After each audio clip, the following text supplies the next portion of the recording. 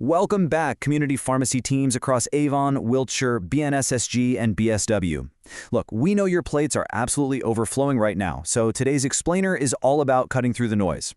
My goal is to make sure you walk away with a crystal clear understanding of the most pressing actions for your pharmacy this week. So let's jump right in.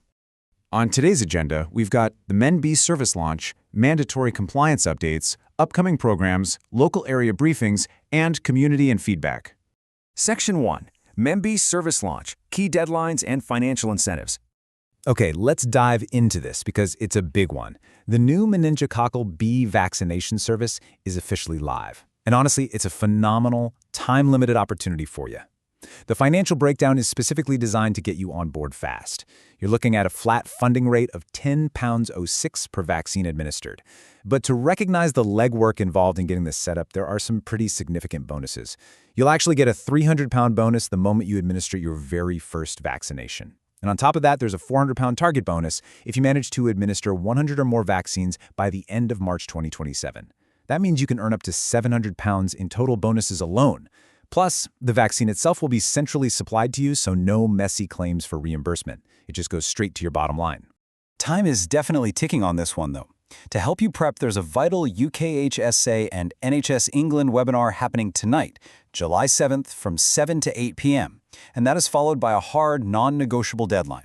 You have until 23:59 on July 20th to sign up using the official registration form. That exact same day, July 20th, is when the service officially launches. Whatever you do, do not miss that registration window if you want in on this funding. Section 2. Mandatory compliance. Keep antibiotics working. We're shifting gears now from revenue opportunities to critical compliance. The ICBs have officially mandated the Keep Antibiotics Working initiative for your upcoming campaign. This is going to run from August 3rd all the way through to August 28th, 2026. Just a heads up, you should have already received an email back on July 1st detailing exactly when your physical resource package for this is going to be delivered. The guidance here couldn't be clearer, and I'm just going to read this directly to you. For this campaign, a mandatory return is required. Failure to do so may lead to contractual sanctions. This is mandatory, folks. Every single pharmacy has to run it. To confirm you're participating, every contractor needs to fill out a short online declaration form.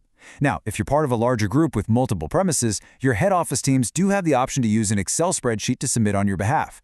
But either way, make sure it gets done to protect your contract. The big picture goal here is tackling antimicrobial resistance, or AMR.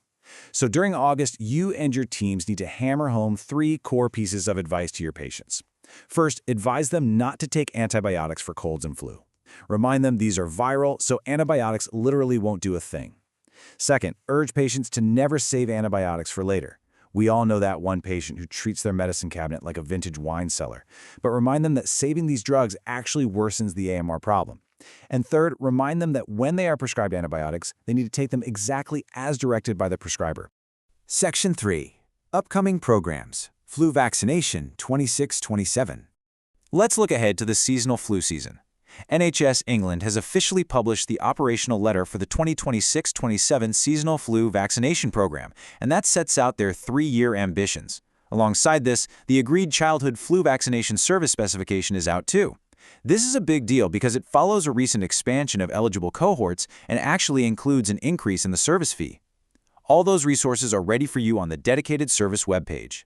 But crucially, please keep in mind that using the Record of Vaccination Service, or RAVS, becomes mandatory starting this September.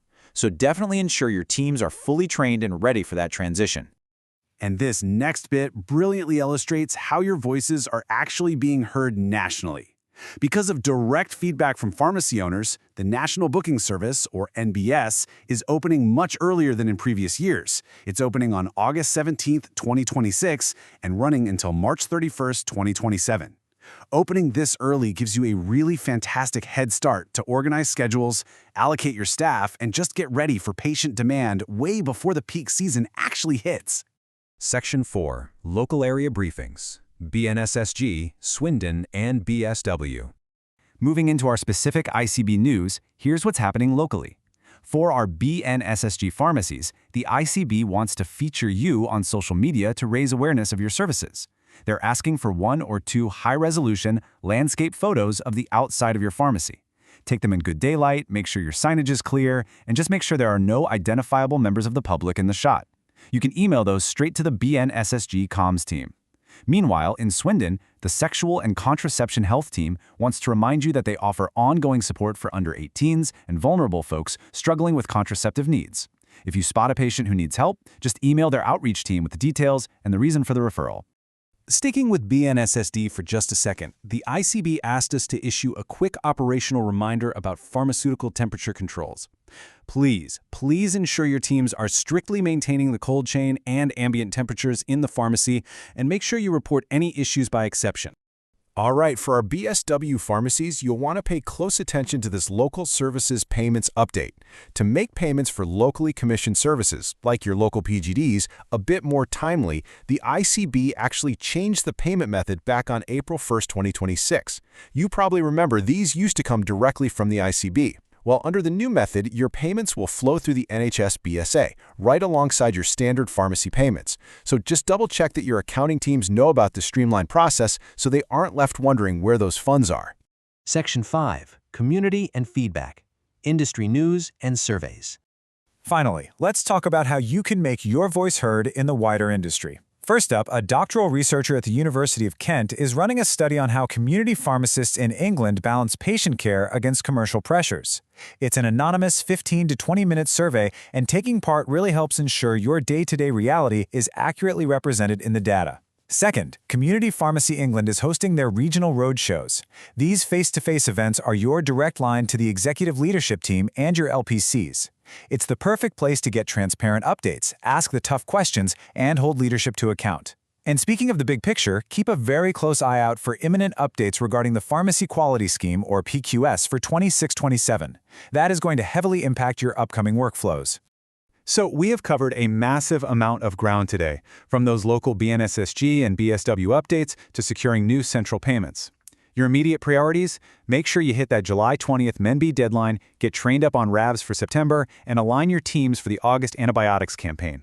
But as you navigate these new services and mandatory shifts, I want to leave you with this. Is your pharmacy simply reacting to these weekly changes as they come, or are you actively restructuring your team's workflow to stay ahead of the curve?